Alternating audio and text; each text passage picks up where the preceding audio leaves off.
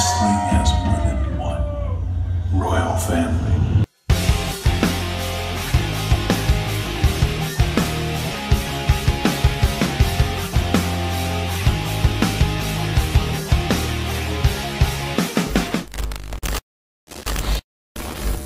Tout le monde le dit sur Twitter, sur Facebook, sur YouTube, sur Instagram, tous les youtubeurs catch, vos youtubeurs catch préférés, même moi. Je vous le dis, on le dit tous. Qu'est-ce que foutent les bookers de la WWE? Qu'est-ce qu'ils foutent?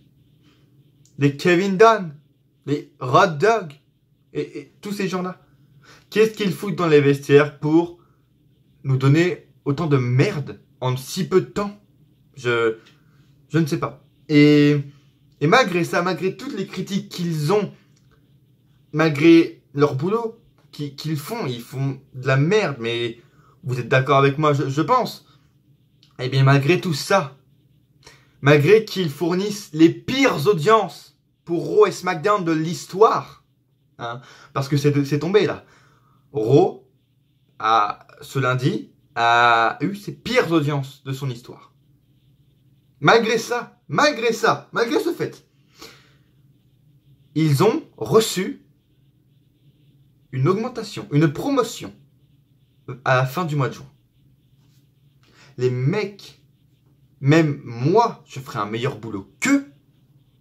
Même un mec qui n'y connaît rien au catch bookerait mieux que les shows. Et malgré ça, les mecs reçoivent une promotion de je sais plus combien de pourcents parce que voilà, il n'y a plus de pyro, il n'y a plus rien, mais la WWE gagne encore en argent. Voilà. Ils ont arrêté les pyros, ils ont arrêté tout ça parce qu'ils disent ils veulent économiser. Et c'est maintenant que là, les actions de la WWE sont au plus fortes. Je crois que les actions de la WWE ont augmenté de 30 $ en genre une semaine et tout. Donc du coup, au lieu avec l'argent qu'ils gagnent avec les actions, au lieu d'économiser, parce qu'à Skip, ils ont plus d'argent, au lieu d'économiser pour nous ramener les pyros, non! Ils en profitent pour donner de l'argent encore à des gens qui ne savent pas travailler. Je ne sais plus quoi faire pour sauver Vince McMahon, les amis, pour sauver la WWE entière. Salut! Aujourd'hui, on se retrouve pour les pronostics d'Extreme Rules. Je pense que vous l'aurez compris. Et oui, je ne serai pas d'humeur joyeuse, mais voilà, je ne veux pas gratifier la WWE pendant ces pronostics. Soyez-en sûrs. Je pense que notre hype pour ce show à tous est égal à peu près 0. Donc, on va aller assez vite, je pense.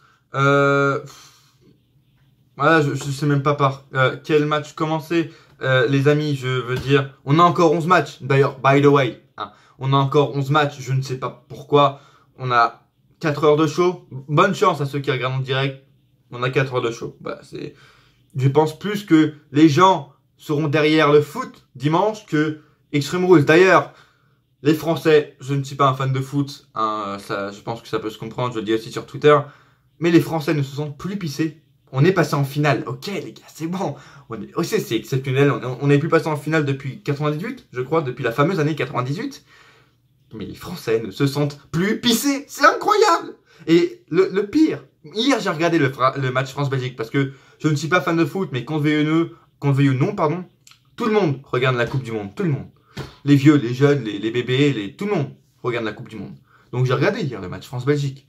Un peu en différé, tu vois. Moi je regardais le match, après je regardais Raw parce que j'avais toujours pas fini de regarder Raw, etc. Mais ce qui est insupportable, parce que moi je regarde sur TF1, j'ai pas Beansport, etc. Avec les commentateurs de TF1, c'est insupportable parce que ils se sentent plus pissés et ils sont pas du tout fair play. Dès qu'il y a une faute de la Belgique, les gars, oh putain, mais oui, oh là là, mais fallait oh là là. Dès qu'il y a une tentative de peut-être un but, les gars sont en mode, ils crient, on dirait que leur vie est en jeu, etc. Et les gars sont trop corporate, j'ai envie de dire. Mais voilà, si vous regardez les matchs de la Coupe du Monde sur TF1, j'espère que je suis pas le seul à penser ça, mais vraiment, les commentateurs sont indigestes. Les Bichente, etc. Mais aussi, ce qui m'insupporte avec les commentateurs de TF1 et les commentateurs de foot aussi, c'est que, putain, mais les mecs, mais ils sont mous, quoi. On dirait qu'ils sont pas impliqués dedans, je veux dire. Les gars, ils parlent tout doucement, comme ça, et puis ils sont pas dans l'action, ils vivent pas, à part quand il y a un corner ou qu'il y a un but, les gars, ils sont... alors on a vu ici, ouais, donc Griezmann ici, qui a donc essayé de dépasser par la droite. Il y a au moins 5 secondes entre chaque mot, c'est long. Et des fois, comme je viens de le faire, il y a des coupures comme ça, il y a des blancs de 5-6 secondes. Putain, mais mec, finis ta phrase et... Waouh, les mecs sont lents et c'est très... Vraiment, c'est insupportable. Et c'est pour ça qu'à chaque fois, j'ai du mal de regarder des matchs en entier. Ou alors, je coupe le son et j'écoute de la musique parce que... Enfin, c'est chiant, quoi. Dites-moi aussi si ça vous fait ça avec les commentateurs de TF1, la Bichente, Christian Jean-Pierre, etc. Même nos commentateurs de Corporate, de SmackDown, Tom Phillips et Byron Saxon, même eux sont plus impliqués dans ce qui se passe dans le ring que Bichente, etc. Qui... Eux, putain, mais on dirait qu'ils sont là par intérêt. Enfin, quand ils commentent un match... Ouais, alors voilà. Putain, les gars, donnez-nous envie de voir le match, bordel. Donnez-nous envie. Même malgré ces commentaires, je pense que tout le monde est plus intrigué par la finale de la Coupe du Monde que par Extreme Rules. D'ailleurs, petit pronostic, j'espère que la Croatie va affronter la France. Comme je vous l'ai dit sur Twitter. Si vous ne suivez pas sur Twitter, allez-y dès maintenant. Je poste mes avis sur Raw et sur SmackDown et sur la World Cup. Et je vous l'ai dit, la Croatie, c'est mes favoris. Je vous le dis, depuis le début, j'ai eu un gros coup de cœur depuis le début de la Coupe du Monde en fait. Et voilà, s'il y a France-Croatie, c'est mes deux équipes préférées de cette Coupe du Monde. Croatie, c'est mon coup de cœur et la France, bah voilà, c'est la France quand même, faut pas déconner. Donc du coup, ce serait énorme. S'il y a France-Croatie en finale, les amis, je serai l'homme le plus heureux du monde. Bref, même s'il y a aucune chance que la Croatie gagne, on va pas se le cacher. Là, les gars... C'est, voilà, je veux dire, là, on est trop proche du but. Et je sais pas si vous l'avez senti également, mais cette année, pour cette Coupe du Monde, cette année en 2018, je sais pas si vous l'avez ressenti comme moi, mais les gens enfin, il y a eu un air bizarre en fait cette année. Les gens sont tellement, on dirait, c'est que moi, mais ils sont plus investis dans la Coupe du Monde. On en parle vraiment plus que les autres années, je trouve, et les gens y croient plus que les autres années. C'est j'ai tweeté d'ailleurs ça, que cette année vraiment il y avait vraiment comme un air bizarre, même avant la Coupe du Monde, hein, dès le début de 2018. Les gens cette année ils croyaient plus que les autres années qu'on pouvait gagner. Les gens cette année, voilà, et on avait comme une chance, on était comme les favoris cette année, vraiment. Et je le savais même avant que la Coupe du Monde commence. Je me disais quand même que c'était cette année la bonne année. En plus ça fait 20 ans, etc. Et si vous avez vu, il y a une image qui tourne en ce moment comme quoi vraiment le karma, mec, genre l'Israël a gagné en 98 l'Eurovision, là l'Israël a gagné cette année, on est en poule, en groupe C, en poule cette année à la Coupe du Monde, on y était aussi en 98, etc. Des trucs comme ça. La Croatie était en demi-finale en 98, elle est en demi-finale cette année, etc. Il y a plus de doute, on gagnera la Coupe du Monde, voilà. Bref, c'était une petite aparté comme ça que je voulais faire sur la Coupe du Monde, malgré que je ne sois pas fan de foot, mais nous sommes obligés d'en parler, j'ai envie de dire, parce que tous les gens, enfin, tu ne vis qu'avec ça. J'ai envie de te dire, hier, il y avait carrément un feu d'artifice devant chez moi, parce qu'on était en finale, un feu d'artifice. Ça va être quoi pour la Coupe du Monde quand on va gagner, les gars? C'est que la finale, calm down. Ça va être quoi quand on va gagner? Bref, hier, ça fait partie de notre quotidien, les gars. Hier, jusqu'à minuit, des klaxons, encore, les gars. Le match, ça fait 3 heures qu'il est fini. J'ai eu des klaxons devant chez moi jusqu'à minuit. Putain, les gars, calm down. Mais bon, c'est la Coupe du Monde, j'ai envie de vous dire. C'est le sport national ici en France. Et voilà, comme je vous l'ai dit, cette année, il y avait vraiment comme un air où on était obligé de gagner. Je veux dire, voilà, cette année, on était vraiment tous plus investis. On y croyait vraiment plus que les autres années, je trouve. Et je savais que c'était la bonne année cette année. Voilà, maintenant, on est en finale. Donc même si on affronte mon coup de cœur, la Croatie, je pense que la France gagnera. Y a pas, voilà, la Croatie est encore pas trop novice, même si, voilà, nous, on n'a pas eu de l'expérience. Hein. La France, on n'est que des jeunes joueurs, mais la Croatie, ils sont morts. Mais ça fait leurs 2 derniers matchs depuis les 8e de finale, ils vont au tir au but. Là, mais j'ai envie de voir France-Croatie en finale, vraiment. Mes 2 favoris en finale, ce serait énorme. Mais voilà. Dites-moi dans les commentaires ce que vous en pensez, mais je pense que pour la France, c'est fait. On va gagner cette Coupe du Monde. Voilà, je pense que déjà les gens sont restés jusqu'à maintenant parce que je parlais de foot et pas parce que je parlais d'Extreme Rules. Hein. Là, je vais parler d'Extreme Rules. Les gens se cassent. Hein. Ciao, bella. Les gens se cassent, réellement. Je ne sais pas par où commencer. Réellement, Sanity, je veux dire, ils sont en pré-show. Les gars, c'était l'équipe la plus over de NXT. Une des meilleures équipes à NXT de l'histoire. Ils arrivent, ils tournent heel, on ne sait pas pourquoi, ils n'ont aucune réaction. Et ils finissent en pré-show avec le New Day. Avec une semaine de build-up. Une semaine de build-up. Les gars, ils ont une semaine de build-up et ils ont quand même le droit à un match, même si c'est en pré-show. Et enfin, Sanity, c'est même pas le pré-show de SummerSlam, c'est le pré-show d'un pay-per-view mineur. Qu'est-ce qu'il y a à garder dans ce match? Dans ce show, pardon. Qu'est-ce qu'il y a à garder? Finn Balor contre Baron Corbin? Finn Balor, le mec pourrait former une équipe avec Bobby Roode. Je pense qu'à la fin de chaque show, que ce soit en live event ou à Raw, les gars doivent avoir des crampes aux lèvres. Vous savez, quand vous souriez trop longtemps, vous avez comme une sorte de crampes, vous avez mal. Je pense que Finn Balor et Baron Corbin, à chaque fin de show, ils ont des crampes aux lèvres, aux joues. Ils doivent avoir mal tellement ils sourient. C'est waouh, man. C'est comme Apollo Crews. Finn Balor et Bobby Roode font la pub pour Signal. Les gars, c'est une pub officielle pour le dentifrice Signal. Sérieusement, c'est exactement ça. Bref, ce match, on s'en bat les couilles. Qu'est-ce que je garde ici? Jeff Hardy, Shinsuke Nakamura. J'adore Jeff Hardy. Jeff Hardy et Nakamura, c'est mes deux catcheurs préférés. Mais il n'y a pas eu de build-up en fait. Le mec s'est fait mordre par un chien. Du coup, on n'a pas pu construire de la rivalité. Et ils mettent quand même ce match. Les gars, ils sont pas croisés une seule fois durant leur rivalité, Jeff Hardy et Nakamura. Ils se sont pas croisés une seule fois.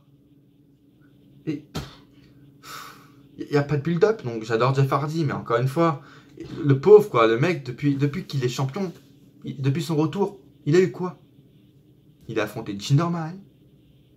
Il a eu une rivalité de merde. Hein, qu'est-ce qu'on garde de Jeff Hardy depuis qu'il est revenu? Il a affronté Jinder Normal au Greatest Royal Rumble. Poubelle. Sa rivalité avec Orton et son match. Poubelle. Money in the Bank. Bah, il n'y a rien acheté parce qu'il n'y était pas. Et là, Extreme Rules, il est face à un des meilleurs catcheurs de la WWE actuellement, sans rivalité. Bludgeon Brothers contre Team Hell No. Tout le monde se réjouit de oh, Team Hell No est reconstruit. Oh my god, oui, Kane, trop bien. Les mecs du jour au lendemain sucent la bite de Kane parce qu'il a reformé la Team Hell No. Je suis très content. Vraiment, je suis content parce que la Team Hell No, c'est une très bonne équipe. J'aime beaucoup vraiment la Team Hell No, mais il y a des arrière-pensées avec ce retour. Les gars ont Sanity, les gars ont les Usos, les gars ont New Day, les gars ont The Club, ils ont Sheamus et Cesaro. Et ils ne font tellement pas confiance à ces équipes, ils ne font tellement pas confiance à leur division par équipe de SmackDown qu'ils sont obligés de ramener Kane. Les gars ont les Usos, les gars ont The Club, les gars ont Sheamus et Cesaro. Ils doivent ramener The Club. Ils doivent ramener, Kane. Parce que ils n'ont pas confiance. Est-ce que moi, c'est à ça que j'ai pensé en premier. Dès que Kane est revenu et que la Team Hell No s'est reformée, je me suis dit, putain, mais vous vous foutez de ma gueule. Vous avez vu les équipes que vous avez là et vous nous ramenez Team Hell No. Même Sanity, ils viennent d'arriver. Donnez-leur une chance au titre, c'est SmackDown Live, hein, SmackDown Live, Land of Opportunity, je sais pas quoi. Donnez-leur une chance au titre. Ils ont un match, ils gagnent, boum, chance au titre. Je veux dire, les Bludgeon Brothers, c'est une équipe ratée. Nous sommes tous d'accord pour ça, les Bludgeon Brothers, c'est de la merde. Voilà, on va pas se le cacher, mais les gars, quand ce mardi à SmackDown, il y avait Kane et The Miz qui étaient invités Kane et Daniel Bryan, pardon, qui étaient invités du Miz TV justement. Et là, il y a les Bludgeon Brothers qui sont arrivés à la fin du Miz TV pour attaquer Team Hell No.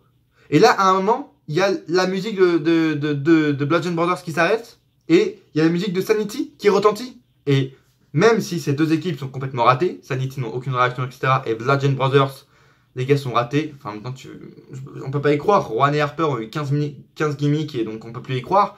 Et voilà, même si ces deux équipes-là sont ratées et personne n'y croit, quand j'ai entendu la musique de Sanity retentir quand il y avait les Bludgeon Brothers sur le ring, les gars, j'ai bandé. Je me suis dit, putain, ce Dream Match, quoi.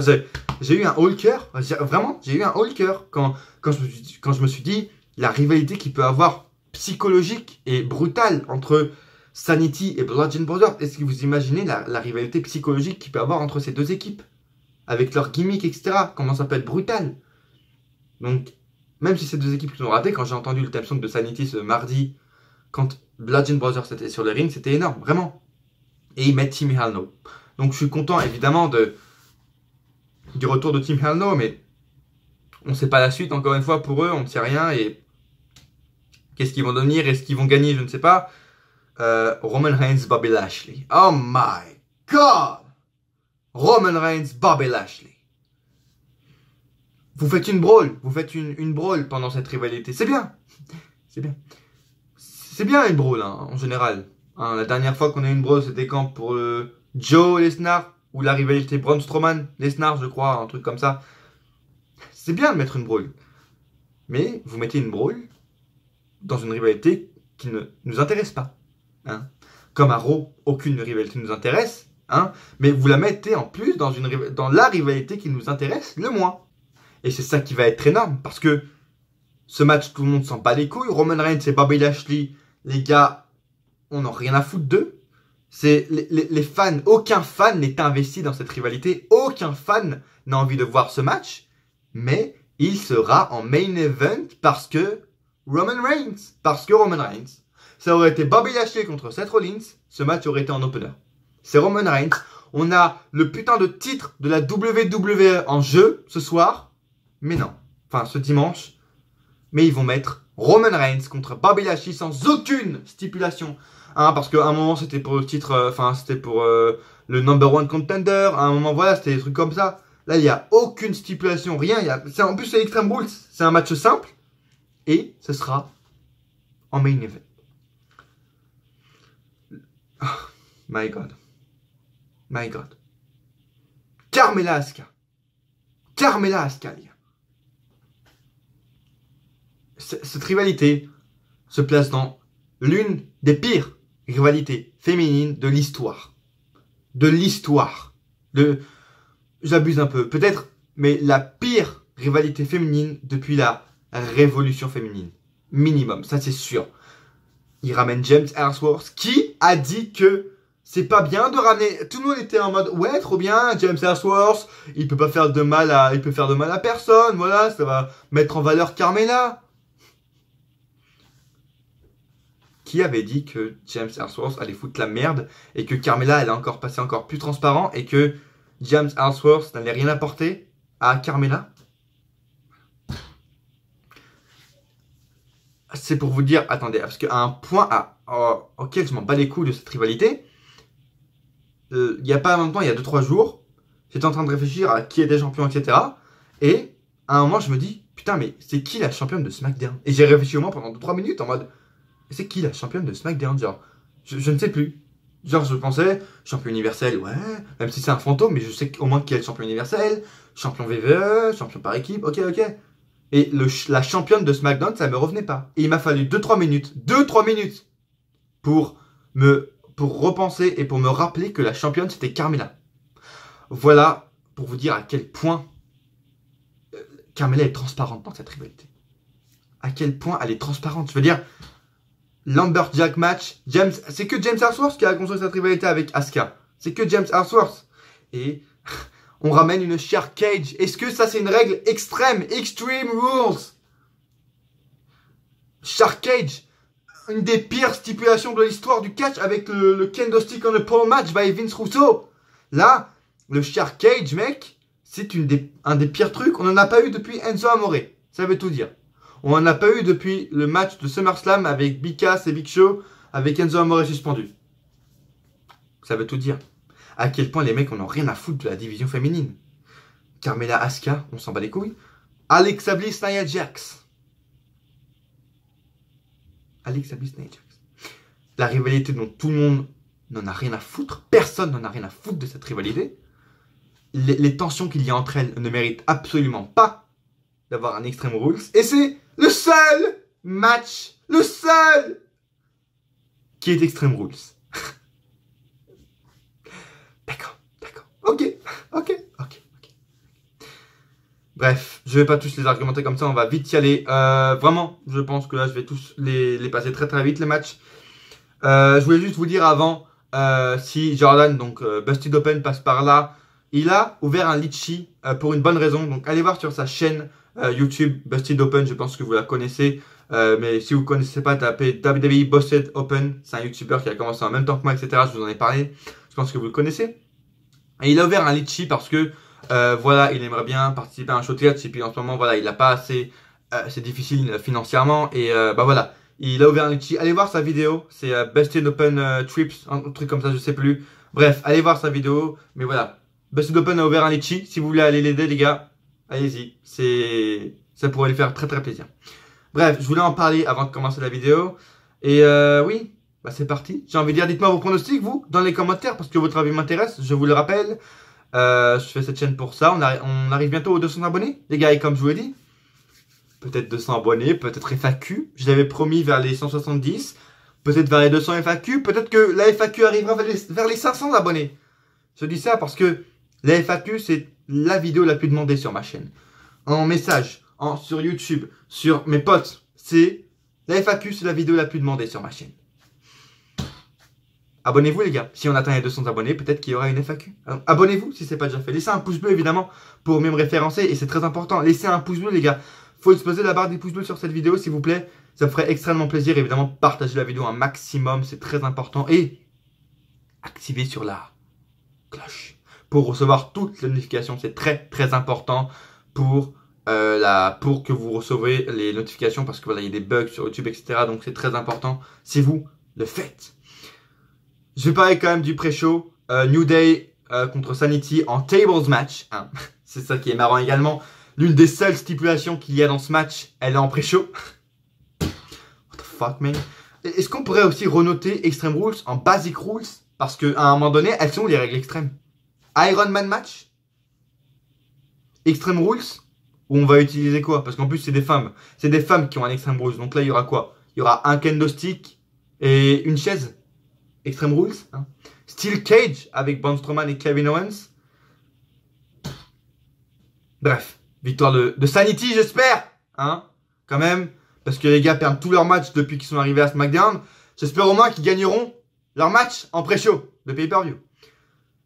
Alexa Bliss contre Nia Jax. Hein, on en parlait, on va vite le passer. Victoire d'Alexa Bliss. Intervention de Ronda Rousey, je pense. C'est maintenant, je pense, elle l'a dit, elle l'a même annoncé. C'est possible, je pense que Ronda Rousey interviendra et je pense qu'on se dirige vers un Ronda Rousey contre Alexa Bliss contre Nia Jax pour SummerSlam. Est-ce que vous voyez la souffrance sur mon visage? Oh mon dieu. Pauvre Ronda Rousey, qui est d'ailleurs la précommande de WWE 2K19. Et d'ailleurs, en parlant de ça, n'hésitez pas à aller voir ma vidéo Every Catch qui est sortie hier. On parle de Ronda Rousey qui est en précommande. Et on parle surtout de Brock Lesnar qui pourrait faire un match UFC à SummerSlam. Oui, oui. Qui est d'ailleurs revenu il n'y a pas longtemps à l'UFC. Allez voir ma vidéo Every Catch numéro 8. On parle de ça, Brock Lesnar qui peut faire un match UFC dans un octogone à SummerSlam.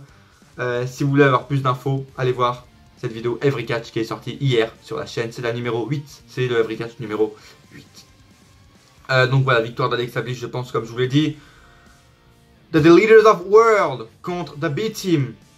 Bah, Matardi a un abonnement à la Lose Attitude. Matardi a un abonnement avec Loser Wyatt. C'est exactement ça. Loser Wyatt a donné cette maladie de Lose Attitude à son partenaire Matardi. Parce que le mec... Attendez, rendez-vous bien compte quand même. Hein. Le mec perd contre Bo Dallas et Curtis Axel. My God! Waouh!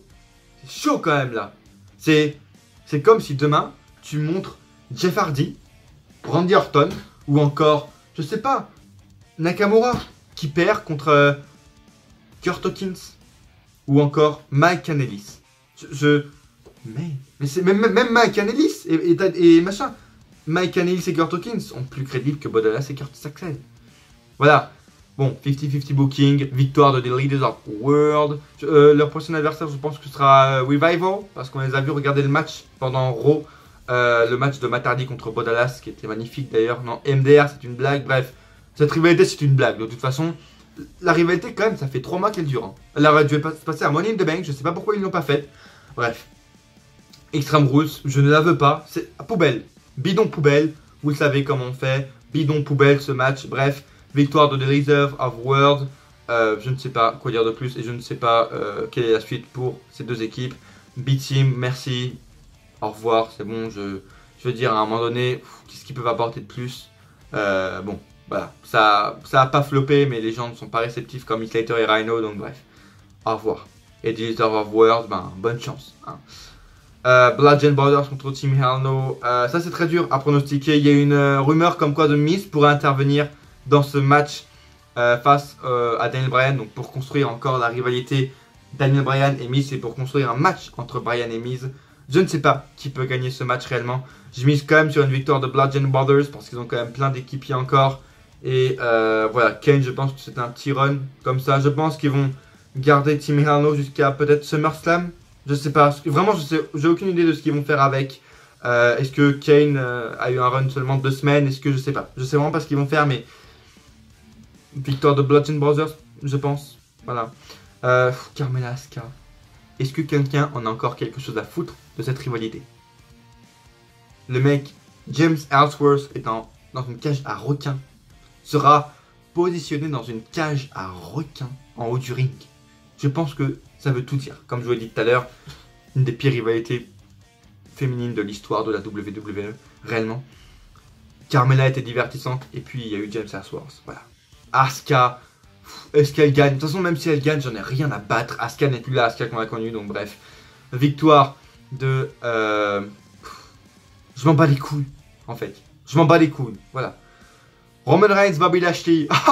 Le suspense est à son comble. Roman Reigns, bien sûr.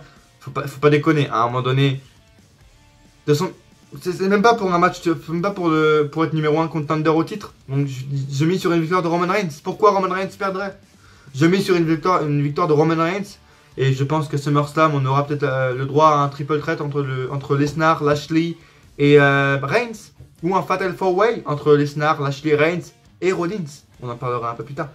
Jeff Hardy contre Shinsuke Nakamura. Je sais pas encore une fois où vont les deux. Jeff Hardy, c'est bien qu'il a ramené Face Paint, mais vous voyez, là on est juste à la surface en fait de l'exploitation du personnage Jeff Hardy et de l'exploitation du personnage Brother Nero. Là on est qu'à la base, là j'ai pas envie de dire aux fondations, mais là on n'utilise que la surface du personnage. Je veux dire, il met du face paint, il dit 2 phrases, mais il a encore son entrée en mode tac tac tac tac. Il est pas encore à la Brother Nero en mode il entre en mode broken, etc. C'est même Willow, putain, ramenez Willow s'il vous plaît, ramenez Willow à SmackDown, please. Bref, Jeff Hardy, j'adhère évidemment avec le face paint, etc. Mais on est que à la surface de son personnage, donc j'adhère. Enfin, je suis pas encore au maximum et c'est pas encore aussi attractif que ça pourrait l'être. Victoire de Jeff Hardy, je pense qu'il va conserver, même s'il y a des rumeurs comme quoi il pourrait faire perdre son titre parce qu'il a encore des blessures, il a tout le temps des blessures de toute façon Jeff Hardy, donc il veut pas laisser le titre à un mec qui a des blessures, mais après si Nakamura perd, bref, il perdra tous ses matchs il aura perdu tous ses matchs de championnat, donc je sais pas, je dirais victoire de Jeff, voilà. Finn Balor contre Corbin, I don't give a shit, bidon poubelle, Finn Balor. Et Kevin Owens, Braun Strowman en steel cage match. Cette rivalité, tout le monde l'adore. Je sais pas pourquoi, mais non, c'est de la merde.